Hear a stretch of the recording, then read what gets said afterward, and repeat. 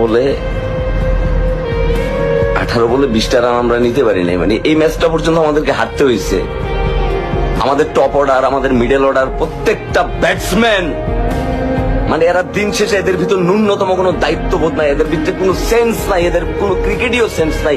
এরা ম্যাচের মোমেন্ট বোঝে না যে কোন মোমেন্টে তারা কোন স্টাইলে ব্যাটিং করতে হবে। সাকিব আল হাসান দীর্ঘদিন আপনি টিমরে সার্ভিস দিয়ে গেছেন, দেশের সার্ভিস দিয়ে গেছেন, কিন্তু এই টাইমে ইনশাআল্লাহ শ্রীলঙ্কার সাথে এবং সাউথ আফ্রিকার সাথে যে ম্যাচটা আপনি খেলছেন, মানে আপনার কি উচিত ছিল?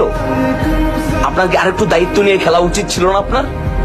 লাস্ট 2টা বল ছিল 6 মারার মতো, লাস্ট 2টা বল। তাদেরকে আর দোষ দিয়ে লাভ কি?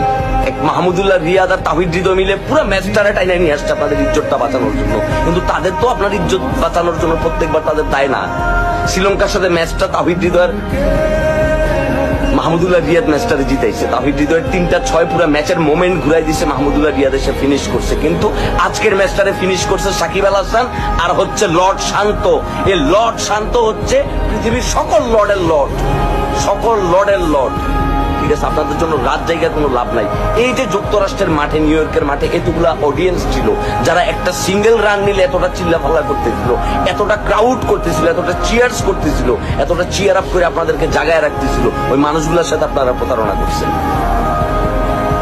আপনারা দিন শেষে আপনাদের